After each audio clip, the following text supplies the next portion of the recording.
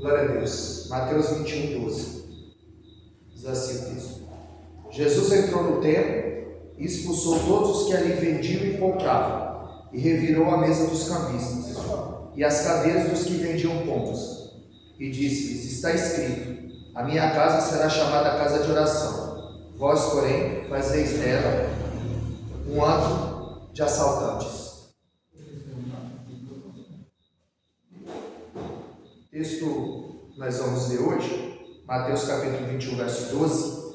Quando Jesus entra no templo, ele expulsa todos os que ali vendiam e compravam. Ele revira a mesa dos cambistas, as cadeiras dos que vendiam pombas, e disse: está escrito, a minha casa será chamada casa de oração, vós, porém, fazeis dela covis de lobo e salteadores. Então nós vamos ver aqui, que eu intitulei o caos da sociedade nos tempos de Jesus. Jesus, ele nasceu, se tornou carne, glória a Deus, se tornou carne, e ali estava Herodes,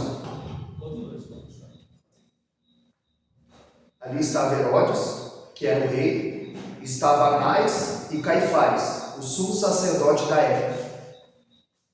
E Herodes, ele era um rei subordinado ao Império Romano. Caifás, ele era o sumo sacerdote indicado pelos romanos. E Anás era o sogro de Caifás. Ele era um homem que tinha muita influência. Ele era um homem que ele tinha sido sumo sacerdote. Ele tinha sido sumo sacerdote, mas ele já deposto do seu posto. Ele, sendo sogro de Caifás, era ele quem manipulava, era ele quem dava as ordens. E todos eles, tanto Herodes, Caifás e Anás, eles tinham se apegado ao poder, assim como a abelha se apega ao mel. Todos eles tinham medo de perder o cargo, de perder a posição, de perder o trono. Herodes era um título dado ao rei que estava em Israel. Havia Herodes Agripa I, Herodes Agripa II, havia Herodes Antipas, havia Herodes Arquelau, e esse que estamos falando era Herodes o Grande. E quando ele recebe a notícia dos 3 magos que nasceu um menino que ia reinar em Jerusalém, ele ficou estarrecido em face à ameaça ao seu trono. Então ele fala para os magos irem descobrir aonde nasceu esse rei, para que ele também pudesse adorá-lo, quando na verdade ele queria exterminar, porque era uma ameaça ao seu trono. E ele faz um decreto, ele dá o veredito que todas as crianças abaixo de 2 anos elas tinham que ser exterminadas, suprimidas. Elas tinham que morrer. E ele era um homem seguro. Ele era um homem que todos que ameaçavam o seu trono, ele exterminava. Ele, quando dá o decreto, o anjo aparece a José e diz: foge para o deserto, porque procuram contra a vida do menino. E ali nós começamos a examinar a vida de Herodes. Nós vemos que ele se casou por 10 vezes e ele teve muitos filhos. E a sua mulher chamava Mariana. Ele manda matar todos os nobres da família da sua esposa, com medo que alguém o sucedesse no trono. Então ele mata cada nobre, ele manda matar cada nobre da família da sua esposa. A pedido da sua sogra, ele coloca um jovem como o sacerdote. E quando esse jovem começa a ganhar a simpatia do povo, e ele vê que o seu trono está ameaçado, porque esse menino crescia no conceito dos judeus, aí ele manda matar esse menino. A sua sogra, com medo, ela foge para o Egito. E ele manda emissários para também matá-lo. Ele era um homem extremamente apegado ao poder, ao trono. Então todos que ameaçavam o seu trono, ele mandava exterminar. Qualquer um que conquistasse a simpatia do povo, ele mandava exterminar. E César, quando está sabendo das atrocidades, César manda chamá-lo para confrontá-lo, para saber por que está acontecendo tudo isso no reino.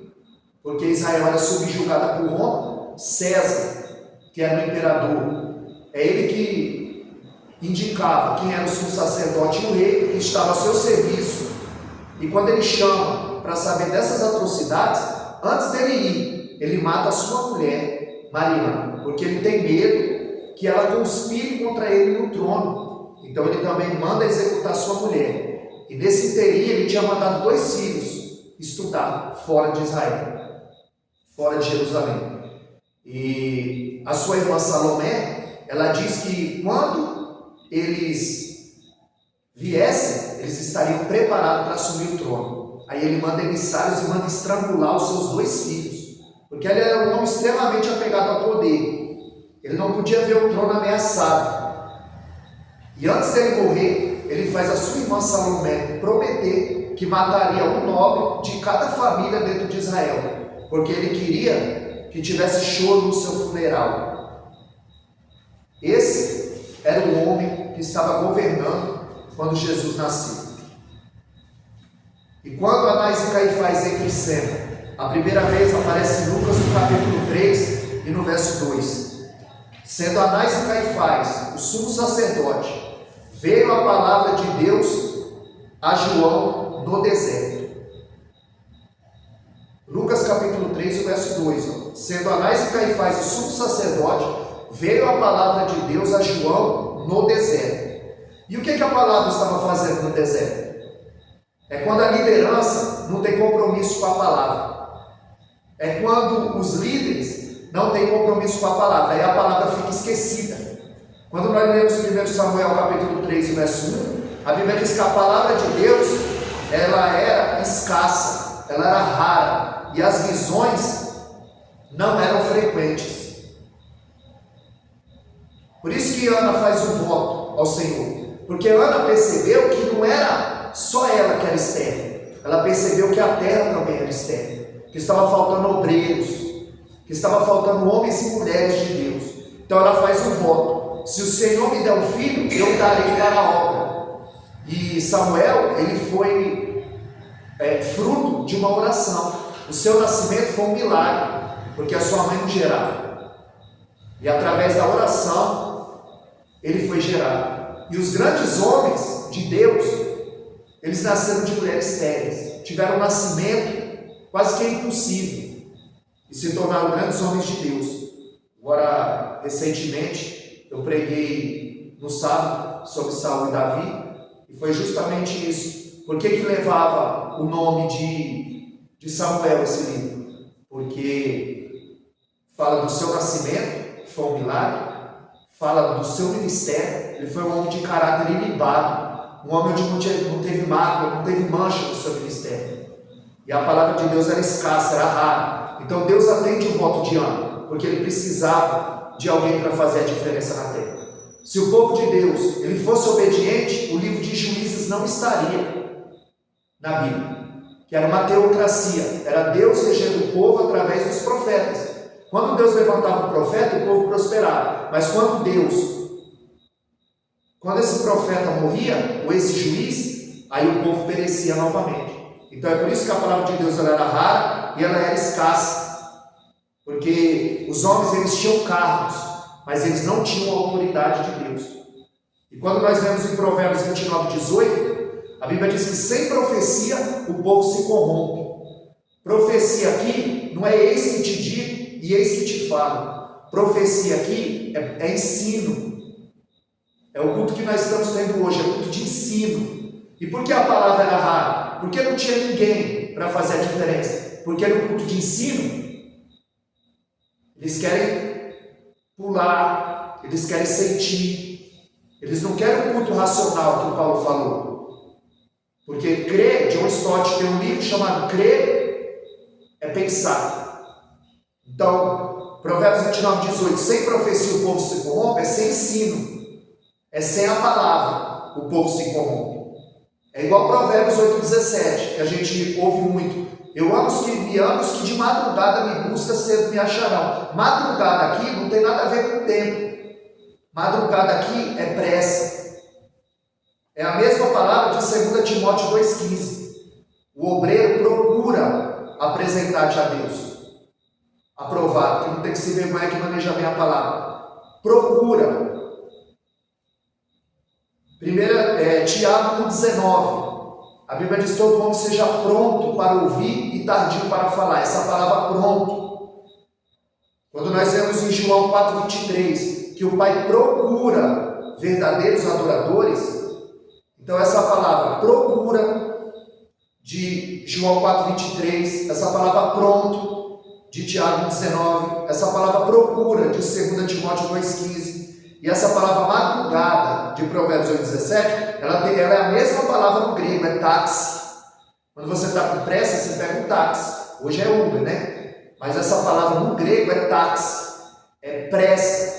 Pressa em buscar o conhecimento, pressa em ouvir a palavra. Porque em Provérbios 8,17, Salomão começa o texto dizendo: eu a sabedoria.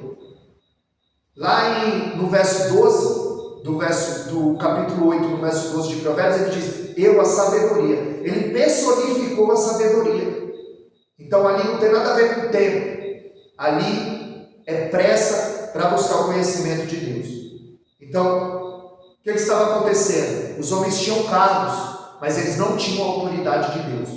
Quando nós vemos em João 19:11, Jesus está diante de Pilatos, e eu preguei isso no domingo, sobre a cruz. Isaías 53:7, como uma ovelha muda, diante dos seus tosqueneadores, ele não abriu a sua boca. Todos o interrogavam. Anás mandou para Caifás, Caifás mandou para Pilatos, que mandou para Herodes, e devolveu para Pilatos. E ele não abriu a sua boca. E quando Pilatos está interrogando, Pilatos diz: você não sabe que eu tenho autoridade para te soltar? E Jesus disse: você não tem nenhuma autoridade se do alto não for lhe dado. A gente só tem autoridade se do alto for nos dado. E para nós conquistarmos essa autoridade, tem que orar, tem que jejuar, tem que buscar, tem que estar no culto de ensino, tem que aprender, tem que ler Bíblia, porque muita gente tem cargo, mas não tem autoridade. Então Jesus diz: você não tem nenhuma autoridade se do alto não for lhe dado. Quem tinha autoridade naquela sala? Pilatos tinha cargo, mas a autoridade estava com Jesus. Quando nós vemos que autoridade vem de autor, ou seja, só o autor que dá autoridade. Jesus é o autor e consumador da nossa fé. Então ele tem autoridade para nos dar. Faraó tinha carro, mas a autoridade estava com Moisés. O faraó do Egito tinha carro, mas a autoridade estava com José. Nabucodonosor, ele tinha carro, trono, coroa, mas a autoridade estava com Daniel. Paulo e Agripa. Agripa era o rei, mas a autoridade estava com Paulo. Então nós entendemos o quê? Que não é a posição que nos dá autoridade. O que nos dá autoridade é a nossa comunhão com o Senhor. Então, a autoridade, ela vai te dar posição. Não é a posição que dá autoridade, é a autoridade que te dá a posição. Então, o que faz da pessoa ser um bom líder? Não é o cargo, é a postura. É a postura, porque Jesus ele não usava força, ele não usava violência, ele usava o amor. E ele nos deu o maior exemplo de liderança, nos mostrando que a pirâmide está de ponta cabeça, maior é o que serve. Ele disse sempre: eu, mestre, Senhor, eu vos dei exemplo, eu servi. Nós estamos aqui para servirmos uns aos outros. Então, se alguém sobe, consegue galgar, e alguém diz: você viu fulano? Agora ele virou chefe, você viu como ele mudou? Não, ele não mudou, ele já era assim. O cargo só revelou quem ele era. O carro deu a oportunidade dele se mostrar quem ele era. Porque agora ele pensa que ele tem autoridade, mas ele só tem carro. Porque a autoridade está nos filhos de Deus. A autoridade está nos homens e com as mulheres de Deus que têm postura no Evangelho. Nós vemos que Caifás, ele ficou 18 anos no poder. Quando o sacerdote ele só ficava 4 anos. Mas Caifás já havia 18 anos no poder. Porque o pretório romano era ele quem colocava e tirava. Porque eles queriam que obedecesse às leis romanas. Então eles decidiam quem ficava no poder. E domingo, pregando sobre a cruz, Jesus passou pelos 2 julgamentos, o religioso e o político. O religioso foi pelo sinédrio e o político foi pelo pretório romano. Ele passou pelo judaico e pelo romano. Ele passa por 2 tribunais. E como Roma decidia quem ficava no poder, Caifás ele pertencia a mais alta patente política e religiosa dentro de Israel. Ele era o presidente do Sinédrio, onde Moisés implantou, Esdras aperfeiçoou e ele foi estabelecido dentro de Israel. Eles tinham que fazer valer as leis políticas e religiosas dentro de Israel. Então ele era a maior autoridade dentro de Israel. 72 cadeiras havia no Sinédrio. 70 cadeiras ocupadas pelos membros e uma cadeira de Caifás, o sumo sacerdote do templo. E uma cadeira ficava vazia, porque era a lei de Moisés. E eles tinham que fazer cumprir essa lei dentro de Moisés. Era conhecido como o tribunal do terror. Quando eles iam para o julgamento do Sinédrio, eles iam julgar conforme lhe apraz. Foi o Sinédrio que condenou Jesus à crucificação, foi o Sinédrio que condenou Estevão ao apedrejamento, e o próximo da lista era Paulo, que foi a pior prisão, foi a prisão psicológica. Paulo ele foi preso cerca de 7 vezes, mas a pior foi em Éfeso, quando ele fica 3 anos e meio preso.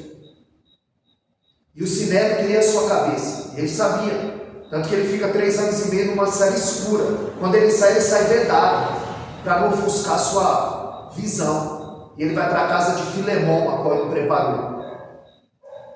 E Paulo sabia muito bem, porque ele fazia parte do Sinédrio. Paulo era fariseu, dos fariseus. Na idade dele, ele excedia em conhecimento. Segundo a lei, ele era irrepreensível. Ele nascido na tribo de Benjamim, circuncidado ao 8º dia. Sentou na cadeira do Sinédrio. E agora tinha alguém sentado no seu lugar que ia dar-lhe o veredito. Assim como ele deu o seu voto para que matasse Estevão, agora iam dar-lhe o voto para que matasse Paulo. Mas Paulo era cidadão romano por nascimento.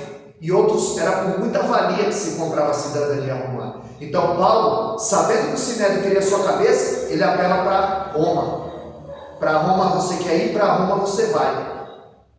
Porque ele sabia que ele seria crucificado como Cristo ou apedrejado como Estevão. Então Paulo, ele é levado para Roma. Era o tribunal do terror. A lei precisava ser cumprida. E não existia nenhuma prioridade à palavra. Em Neemias capítulo 8. Até Neemias capítulo 8, o culto era cercado de rituais e cerimônias. Era derramamento de sangue, mortos de animais. O sacerdote já sabia tudo que ele tinha que fazer o seu ritual no templo. Mas a partir de Neemias 8 houve uma grande virada. Neemias 13, 24, a Bíblia diz que eles perderam a língua pátria. Eles não entendiam mais o aramaico. Então eles recorreram à sua liderança. Eles disseram: por favor, nos traga a palavra. Traga-nos a palavra, nós precisamos ouvir a palavra. Então Esdras pega o livro. A Bíblia diz que quando Esdras sobe ao púlpito, que ele abre o livro, a Bíblia diz que toda a multidão se pôs em pé em reverência à palavra. E na proporção, na medida que ele pregava, que ele lia o texto, as pessoas estavam extremamente compenetradas, ouvindo. E elas começaram a entender que elas estavam fora da vontade de Deus. E eles começaram a chorar. E em Neemias capítulo 8, verso 10, ele diz: não chore, porque a alegria do Senhor é a nossa força. Eles viram que eles estavam fora da vontade de Deus. E ali houve um grande avivamento. Ou seja, o avivamento não é você sair alegre com o pregador. É você sair triste consigo. É você saber que você não está andando em conformidade com a palavra. É por isso que os pregadores hoje, eles têm que pregar a verdade. Pregar a palavra, não sobre a palavra. E pregar a palavra como ela é. Precisa se debruçar sobre as Escrituras. Porque tem muita gente comendo sopa rala. Nós precisamos pregar o verdadeiro cereal do céu. Então, eles estavam dispostos a qualquer custo sacrificar qualquer Cristo que aparecesse, que ameaçasse o trono de Herodes e de Caifás. E Anás, seu sogro, estava dando as ordens por trás. Então o avivamento não é a tampa voando, como a gente fala, voou o tampão da igreja, voou a tampa. Não, é o fundo caindo. Não é a tampa voando, é o fundo caindo. É a gente caindo na consciência, se nós estamos andando em conformidade com a palavra do Deus eterno. Cristo,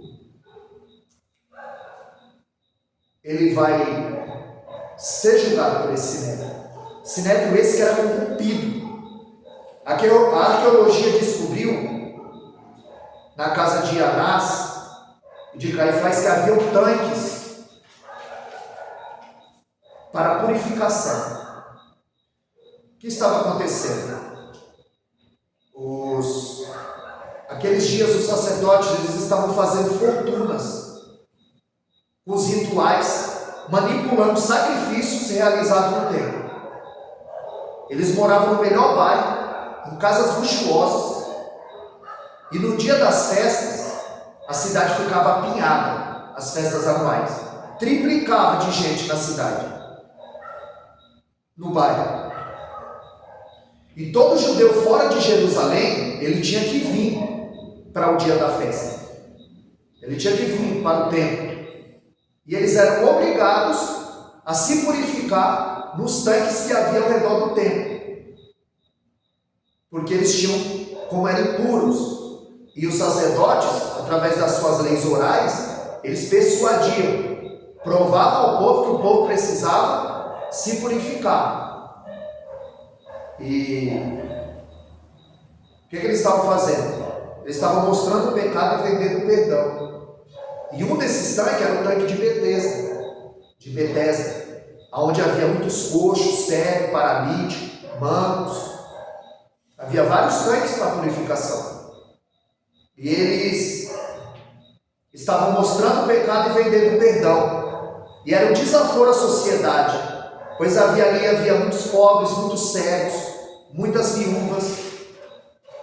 Havia muita gente que não tinha nem o que comer. Eles trabalhavam por um drenário romano, só para ter o alimento do dia, enquanto os sacerdotes viviam uma vida de luxo, uma vida de milionário. Os sacerdotes, eles ficavam vestidos de uma estola sacerdotal de linho fino, porque eles não podiam transpirar muito, porque no tabernáculo, no Santo dos Santos, quando eles adentravam, não podia cair uma gota de suor, uma gota de lágrima não podia cair, porque o homem que não se quebranta na presença de Deus, ele se quebra. E eles usavam essa roupa de linho fino. No seu peito, incrustado 12 pedras preciosas, que representavam as 12 tribos de Israel. Eles estavam protegidos pelos guardas do templo e pela guarda pretoriana, a guarda romana. Eles intensificavam a necessidade deles se purificar. Então, qual que era a tônica? Eles queriam constranger o povo a se purificar. E aqueles que se achavam constrangidos em se purificar na frente dos outros, ele podia se purificar na casa do sacerdote. Só que essa purificação ao redor do templo não era barata, era cara. E na casa do sacerdote dobrava o preço. Eles estavam fazendo fortunas, enquanto os homens passavam necessidade, eram pobres, e quando pagava mais, ia para a casa do sacerdote. Eles viviam como celebridades e milionários. Eles tinham também o sacrifício dos animais, e até os pobres tinham que sacrificar, porque aos Hebreus 9:22 diz que sem derramamento de sangue não há remissão de pecados. O culto era feito das leis cerimoniais, todo culto havia derramamento de sangue para a remissão dos pecados. Por isso que Jesus é o cordeiro que tira, porque esses cordeiros eles encobriam o pecado. Agora Jesus ele tira, João 1:29. Eis aí o cordeiro de Deus que tira o pecado do mundo. O pecado foi tirado através do sangue de Cristo. É Ele que nos purifica de todo o pecado. Então ele foi o sacrifício perfeito. Por isso que hoje não se mata mais, não se derrama mais sangue, porque Jesus já fez o sacrifício por todos nós. E todos tinham que sacrificar o animal, os pobres até os ricos. Era pomba, era ovelha, era boi. E aonde estava a malandragem? Os animais eles iam passar pelo controle de qualidade. E aquele cidadão fora de Jerusalém, ele tinha criado aquele animal, aquela ovelha, desde novinho. E o cordeiro, ele era cordeiro até 1 ano de idade. E ele trazia para o templo. E quando chegava no templo, ele estava perfeito, sem mácula. Mas quando ia passar no controle de qualidade, aí entrava a malandragem. Eles reprovavam o animal. E dizia que estava seguindo a lei de Moisés, as leis cerimoniais, e aquele animal estava impuro para o sacrifício. E eles diziam, nossa, mas eu vim de longe, trouxe o animal, e agora? Porque era o dia da festa, onde eu vou comprar outro animal? E eles diziam, ali no templo, estamos vendendo os animais perfeitos. E todos esses cambistas, todos esses comerciantes que estavam ali comercializando eram parentes do sumo sacerdote. Então eles lucravam com a purificação, eles lucravam com o sacrifício, eles estavam mercadologicamente ensinando as pessoas a comprar outro animal no templo, que o animal do templo é que era perfeito. Por coincidência, eles eram todos parentes dos sumos sacerdotes. Eles tinham ligações familiares com os sacerdotes. E aí você começa a entender por que Jesus era uma ameaça para eles, ao ministério deles. Porque Jesus aparece em cena oferecendo um perdão de graça, oferecendo uma purificação de graça. Quando eles mostravam o pecado e vendiam o perdão, Jesus aparece no cenário oferecendo um perdão de graça. Oferecendo uma graça de graça, que não é de graça. A graça é barata, mas não é de graça. Foi um preço alto que foi pagado. É como eu costumo dizer, vai para o céu quem quer e vai para o inferno quem não quer. Porque a graça é de graça, mas não é barato. E Paulo, quando questionou, Jesus disse, a minha graça te basta. A graça de Jesus nos basta. Ele nos chamou por sua graça, o favor imerecido. Domingo, preguei agora sobre a cruz.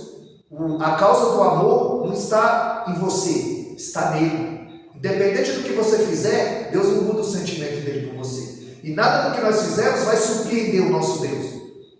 Porque 1 de João 4,8, Deus é amor. Quem não conhece, quem não ama, não conhece a Deus, porque Deus é amor. Então nosso Deus, ele é amor. E eles queriam fazer Jesus sair de cena. Flávio José é um historiador judeu, ele era um fariseu.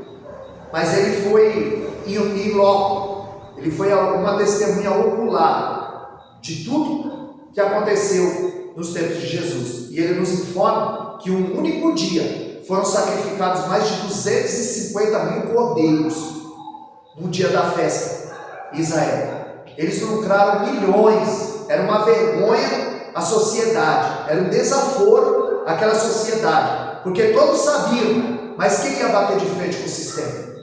Quem ia se levantar contra o Sinédrio, contra o pretório romano, contra os religiosos de dentro de Israel? Quem os enfrentaria? Todo mundo sabia, mas ninguém tinha coragem. E, não obstante, eles lucravam com a purificação, eles lucravam com o sacrifício dos animais, e ainda tinha a moeda corrente, não podia entrar no templo, porque eles tinham que era impuro. Então, eles tinham que fazer a conversão dessa moeda, chamada de tetradracma. E eles cobravam margem de 8% na conversão. Eles lucravam por toda parte, eles só enxergavam lucro, eles só enxergavam o poder, eles só enxergavam a autoridade. E quando eles iam trocar, era 8% do ágio na conversão. A moeda corrente, ela não podia entrar. Quando nós lemos Mateus capítulo 22, o verso 21, Jesus pega uma moeda e diz: dai a César o que é de César, e dai a Deus o que é de Deus. Ele pega a moeda e fala: de quem é esse finge? De quem é essa imagem? Eles disseram: de César. E por que César associou a sua imagem à moeda? Porque ele estava dizendo que aquela moeda era importante para ele. Ele associou a imagem dele à moeda. De que se finge? De César. Então dá a César o que é de César. Ele estava mostrando que o dinheiro era importante para César. Por isso ele associou a imagem. E quando Jesus, o Espírito Santo e o nosso Deus, a Santa Trindade, se reuniu e disse: façamos o homem a nossa imagem e semelhança. Por que Deus associou a imagem dele a você? Jesus, o nosso Deus, está dizendo que você é importante para ele. César estava dizendo que o dinheiro era importante para ele. E quando Jesus, o Espírito Santo e o nosso Deus associa a imagem dele à sua, ele está dizendo que você é muito importante para ele, que você tem um valor imenso para ele. Então, por que eu associei a minha imagem a remanescentes da promessa? A minha imagem está associada agora a essa igreja. Eu fiz o banner, tem o endereço, tem o nome da igreja, porque essa igreja, ela dá ênfase à palavra. Porque a prioridade da igreja, e aí eu tomei a liberdade e coloquei, nossa prioridade é a palavra, porque eu vi que aqui se dá prioridade à palavra. O pastor Gilberto me acompanhou, fomos lá em Vila Conceição, lá para lá de Guaianazes, e o pastor me deu 1h15. E eu falei para o pastor Aderbal: já gostei dessa igreja, porque se mede a temperatura da igreja pelo tempo que é lhe dado à palavra. Porque canta, canta, canta, canta, e espreme a palavra. Aí falta 15 minutos para acabar o culto e diz: agora chegou a hora mais importante. É que tem menos tempo. E é através da palavra. Só uma palavra pode mudar a vida de alguém. É através da palavra, a palavra do Senhor, não é a palavra do preletor, é a palavra do Senhor que faz mudar. Então, quando eles tinham ali também uma relação no tempo, que todo judeu acima de 20 anos, e aí quando eu preguei de Davi, eu falei que acima de 20 anos é que ele podia se alistar no exército. E a partir dos 20 anos, todo judeu ele tinha que pagar o dízimo. Dentro ou fora de Israel, ele era obrigado a pagar o dízimo. E Flávio José diz que havia no tempo mais de 1 milhão de contribuintes, que todo mês dava o seu dízimo. Era muito dinheiro envolvido, e Jesus era uma ameaça iminente àqueles sacerdotes, aquele povo que só estava oferindo lucro. O negócio deles era dinheiro, era lucro. E só Jesus tinha autoridade para enfrentar aquele sistema corrompido. E quando Deus, ele associa a sua imagem a você. Eu associo a minha imagem ao algo, isso é um adorador. Quando o Pai procura verdadeiros adoradores que adorarão o Pai Espírito e verdade, você fica parecido com aquilo que você adora. Você associa a sua imagem àquilo que você adora. Você faz aquilo que o Deus a qual está sendo adorado, você vai seguir os preceitos daquele Deus. Então, quando Deus fala conosco, aí existem duas terminologias na teologia. Um é chamado de antropomorfismo, é dar características humanas a Deus. É quando eu falo o pé de Deus, a mão de Deus, os olhos de Deus, a boca de Deus, os pés de Deus. E antropomorfismo, características humanas a Deus. E antropopatia é dar características sentimentais a Deus, é dar sentimentos humanos a Deus. É quando eu falo o pensamento de Deus, a intenção de Deus, o arrependimento de Deus. Porque se Deus falasse na língua dele, nós não entenderíamos. Por isso que a Bíblia diz que ninguém nunca viu a Deus, porque Deus é Espírito. Mas a Bíblia diz que aquele que vencer, sentar-se-á à mesa com todos, que como ele é, o veremos. Tem até uma música do J. Neto que ele não aceita o que está na tela, aquilo é inspiração do pintor, mas como ele é, de fato o veremos. A Bíblia traz algumas características que nós não conseguimos nem olhar, porque ele brilha mais do que o sol. Lá não tem noite, porque a lâmpada do Cordeiro, o rosto do Cordeiro alumia de dia e de noite. Então Deus, ele envia Jesus para fazer um sacrifício maior, o Cordeiro Santo que tira o pecado do mundo. Essas leis cerimoniais, ela vai acabar na cruz. Não vai precisar de purificação, não vai precisar de um sacerdote para te intermediar, não vai precisar mais derramar sangue no culto, porque ele foi um sacrifício perfeito. Só que esses homens estavam obcecados pelo poder, eles estavam obcecados pelo trono. Quando preguei sábado sobre Davi e Saul, eu enfatizei que Deus ele não tirou o cargo de Saul. Saul continuou sendo rei, continuou com a coroa, só que no segundo ano do seu reinado, ele já estava sendo rejeitado. Ele reinou 40 anos, mas no segundo ano do seu reinado ele já foi rejeitado, porque ele não obedecia ao Senhor. Então Deus não tirou o trono, Deus não tirou a coroa, Deus tirou a unção. E nós temos que zelar pela unção, porque sem unção vai acontecer como o profano Geazi. O bordão do Evangelho, o bastão do Evangelho não tem poder, autoridade na nossa mão. Então o que nos vai nos dar autoridade, o que não vai nos dar unção, é a nossa comunhão com o Senhor. É fugir do pecado, é fugir da prostituição, é fugir de tudo aquilo que não tem comunhão com Deus, que não agrada o nosso Deus. A diferença entre Saul e Davi era essa. É que Saul não tinha unção e Davi tinha. A Bíblia diz que quando Davi foi ungido em casa, o Espírito Santo do Senhor se apoderou dele, no passo que o Espírito mau se apoderou de Saul. Davi era cheio do Espírito Santo e Saul era atormentado, porque não é que era o Espírito mau da parte do Senhor, era o Senhor que permitiu o demônio entrar, porque o diabo é o diabo de Deus. Martinho Lutero diz que Satanás é um cachorro na coleira de Deus. Ele não vai 1 milímetro a mais do que Deus não permitir.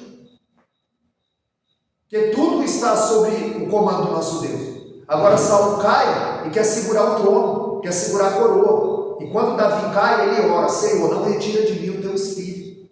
Porque é importante para Davi, não era o cargo, era a autoridade. E o que é importante para Saul? O cargo. Então, Deus usa um Davi sem coroa e sem trono, e não usa um Saul que tem coroa e tem trono, porque o que nos dá autoridade não é o cargo, não é a posição, é o autor que dá autoridade. Nós vemos que Herodes, Caifás, eles estão enriquecendo, eles estão explorando o povo. Jesus aparece e no momento mais nervoso, Jesus visita o templo, que é o texto a qual nós lemos. E Jesus sabia muito bem o que estava acontecendo. A cidade se agitou e perguntaram: quem é? E eles disseram: é Jesus, o profeta, o Galileu, o Nazareno. A cidade ficou aturdida. Jesus derrubou as mesas. Jesus expulsou os ambulantes, os cambistas. E ele disse: a minha casa será chamada casa de oração. Mas eles fizeram da casa do Senhor covil de lobos. Eles fizeram da casa do Senhor ladrões e salteadores. Eles estavam comercializando dentro da casa do Deus eterno. Onde Eclesiastes 5 diz: guarda o teu pé quando entrares na casa de Deus, porque o lugar que tu está é santo. Para Moisés, em Êxodo 3,14, ele diz: eu sou o que sou, e tira a sandália dos teus pés, porque o lugar que tu está é santo. Para Josué, ele disse: tira a sandália, porque o lugar que tu está é santo. Eu fui pregar uma igreja, fui cobrir uma agenda do meu amigo pastor Cléber. Quando chegou lá, o pastor falou para mim: irmão, aqui a gente tira o sapato para pisar lá no púlpito, porque o lugar é santo, é reverência. Mas todos os outros estavam descalços dentro da igreja. Tamanho temor, tamanha reverência dentro da casa do Senhor. E aqui eles estavam comercializando, fazendo tudo que não agradava. E o que nós estamos vendo? Que muitas igrejas estão submersas em um mar de podridão. Descarrilou. Estão no oceano de lama, de podridão. Eles só querem oferir lucro. Eles pregam, cobram e dizem que estão fazendo a obra de Deus. Não, eles estão fazendo a obra deles. Porque ninguém cansa, a obra de Deus é feita por amor. E ninguém diz: eu estou cansado de pregar, eu estou cansado de ir à igreja. Não, então você não está fazendo a obra de Deus, você está fazendo a sua obra. Porque quando você começa a cobrar, se Jesus disse: de graça você recebeu, de graça você dá. E se você cobra, você não está fazendo a obra de Deus, você está fazendo a sua. Porque a obra de Deus é feita por amor. Eles só querem oferir lucro. Quando nós olhamos para a igreja primitiva ela orava por missão. A igreja contemporânea, ela ora por conforto. A igreja primitiva, eles oravam e perguntavam: como nós podemos servir a Deus? E a igreja contemporânea pergunta: como Deus nos servirá? A igreja primitiva orava, jejuava e agia. A igreja contemporânea é sensorial, eles só querem sentir. Eles só querem sentir, eles querem falar em língua, eles querem pular, eles querem girar. Mas quando sai do culto e pergunta: e o culto ontem? O culto foi uma bênção. Nossa, a gente pulou, falou em língua, os louvou. E qual foi a palavra? Não, a palavra eu não lembro. Eu não lembro da palavra, mas o culto foi uma bênção. Porque a igreja descarrilou. Eles não dão mais ênfase à palavra. É muito oba-oba, é muita história para boi dormir. Mas nós precisamos voltar a viver a palavra. Eles não marcavam culto de libertação, não tinha culto de milagre. Ele não marcava, porque tudo era feito na soberania do Espírito Santo. Quando o Espírito Santo queria curar, ele curava. Quando ele queria, ele agia na hora necessária. Por quê? Porque eles tinham um grau de santidade muito alto. Em 5,13 de Atos, diz que todos os tinham em grande estima, mas ninguém ousava se chegar a eles, se misturar com eles, porque o grau de santidade era alto. Pedro deu ultimato, quando Ananias entrou e quis comprar fama, quis comprar privilégio. Falei agora, domingo, que aquela mulher pecadora, ela não tinha nome, mas ela tinha fama, pecadora. E Ananias queria comprar fama, queria comprar prestígio. E Deus disse: porque Satanás encheu o teu coração. Em Atos 8, Simão, o mágico, vendo que pela imposição dos discípulos as pessoas eram curadas e eles recebiam o Espírito Santo, ele quis comprar poder. Então um queria comprar prestígio e fama, Ananias, e Simão, o mágico, queria comprar poder. Me dá desse poder também, enquanto eu pago. Porque está todo mundo comercializando a palavra do Deus eterno. Eles estão pensando que o púlpito virou picadeiro. Eles estão pensando que os crentes são consumidores. A palavra de Deus é negócio. e estão vendendo o evangelho barato. Quando não estão fazendo do púlpito picadeiro da igreja circo. Quando você tem que sair triste com você, não é alegre com o pregador. Pregador fazendo muita gracinha no altar santo do Senhor. Teve um culto pela manhã e todos disseram: que pregador eloquente. Você viu a homilética, a hermenêutica, a exegese, o vernáculo, a glossária, a dicção do pregador. Mas quando veio o pregador da noite, todos eles saíram dizendo: que grande Deus esse pregador nos apresentou.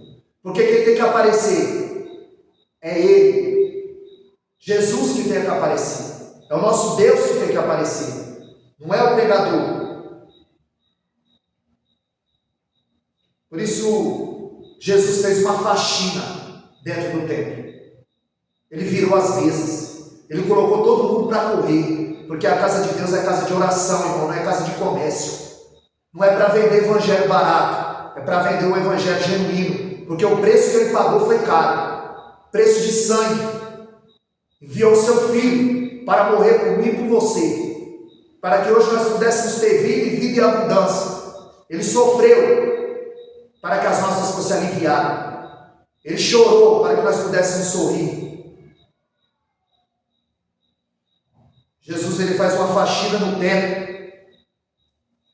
E aquela mulher da dracma perdida, a dracma estava perdida, e ela acendeu a luz, a candeia. Quando ela acendeu a candeia, sabe o que ela viu?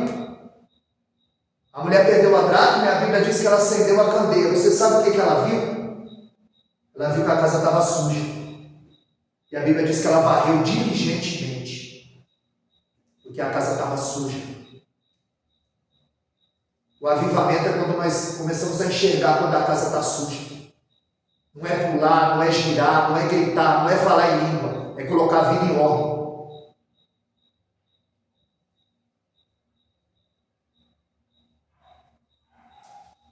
O evangelho precisa ser pregado como ele é. Qual é o tipo de evangelho que nós andamos pregando? Alimentando ovelha ou entretendo bodes? Porque ri agora, chora depois. Nós precisamos voltar a viver a palavra. Em Atos, capítulo 3 e o verso 4, Pedro e João, eles vão passar na hora da oração. E eles veem um homem coxo na porta do templo chamado Formosa. Aquele homem era colocado ali todos os dias, durante 40 anos. Os sacerdotes, todos passaram por ali.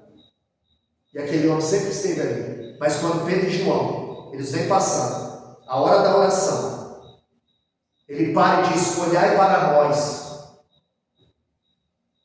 Ele, achando que ia receber alguma coisa, ele disse: olhai para nós. Será que nós temos um olhar para nós? Será que alguém pode olhar para remanescentes da promessa? Pode ter um olhar para remanescentes da promessa? Que pega a palavra como ela é, que dá tempo para a palavra, que semeia a palavra no coração das pessoas, que quer fazer o melhor para o Senhor. Eu vejo o pastor Gilberto com o cuidado dele, bolo de milho, chá, café, bolo, pão.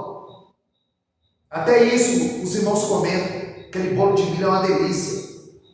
O cuidado da obra, teve culto aqui que o pastor nem oferta tirou, porque ele não está preocupado em oferir lucro, ele está preocupado em ganhar almas, em plantar semente, ainda que não fique aqui, mas a semente foi plantada, a parte dele ele fez.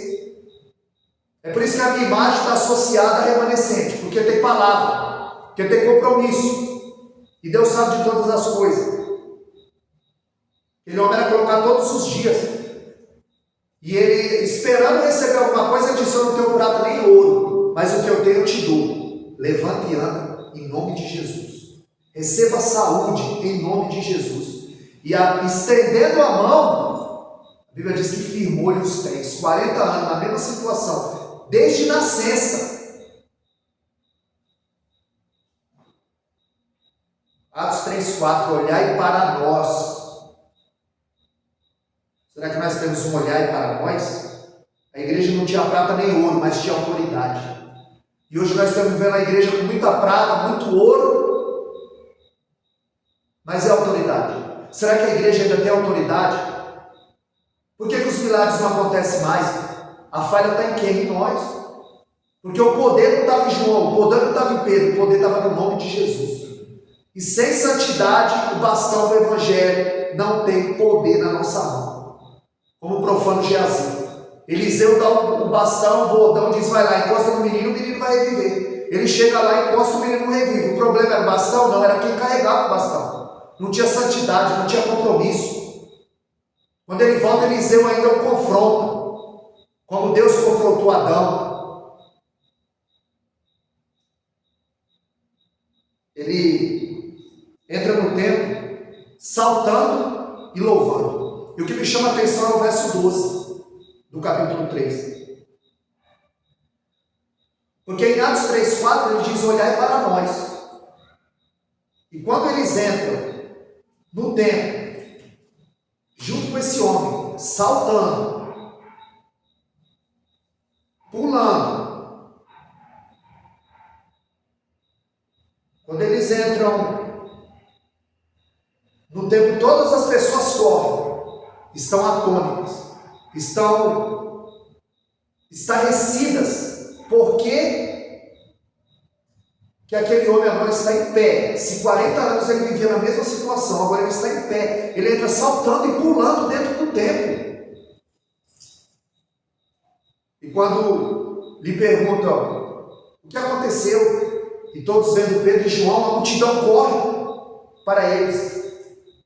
E no Atos 3:4, que ele falou: olhai para nós, olha o que está no verso 12. Vendo isso, Pedro disse ao povo: homens israelitas, por que vos admirais a respeito disso? Por que ficais olhando para nós? Se ele disse: olhai para nós, e agora ele disse: por que vocês estão olhando para nós? É porque tem um limite. Quando Deus aparece, aí eles têm que desaparecer. Porque ora eu coopero com Deus, e ora Deus coopera conosco. Ele disse: olhai para nós. Eles estão operando. É o que está em 1 Coríntios 3:9. Nós somos cooperadores de Deus. E quando nós lemos Mateus 16:20, e Deus cooperava com eles. Então, ora eu coopero com Deus, e ora Deus coopera comigo. Quando eles estavam cooperando com Deus, quando eles disseram: olhai para nós. E quando Deus está cooperando com eles? Quando Deus o cura. Aí ele diz: por que vocês estão olhando para nós? Foi o nome de Jesus, foi o Espírito Santo que colocou esse homem de pé, que o firmou.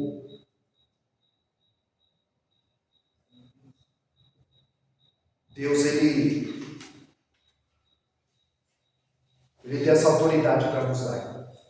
Não é o carro, é a autoridade. Enquanto Herodes, Anás e Caifás estavam preocupados com carro, com coroa, com prestígio, com dinheiro, o povo estava perecendo.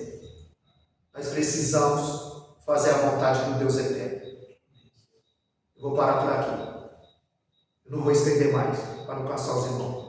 Que ainda tinha que falar sobre os fariseus, sobre os saduceus, sobre os escribas, sobre os zelotes, sobre os samaritanos e sobre os essênios. Todos eles se opunham à liderança de Jesus. Todos eles. Mas isso demanda tempo. Então que nós venhamos saber que o que te dá autoridade não é carro. A autoridade vai fazer você galgar, vai te dar posição. Pregando sobre Davi e Saul, eu falei que o teu talento vai te levar a lugares que você nunca imaginou ir.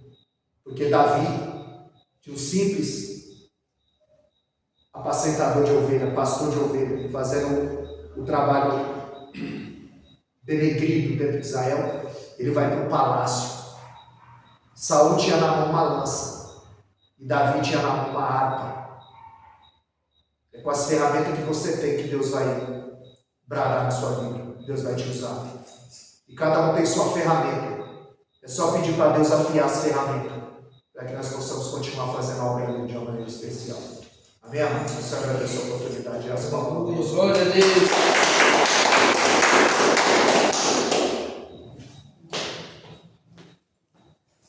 Glória a Deus. Eu estou até chorando ali já. Depois desse olhar para nós, e por que está olhando para nós, realmente isso é forte. E o que nós temos na atualidade é exatamente isso, né? Pessoas querendo que os olhares estejam voltados para eles, não para Deus. Eu até olhei para minha mãe quando o presbítero Wellington disse: e a palavra? O que foi falado da palavra?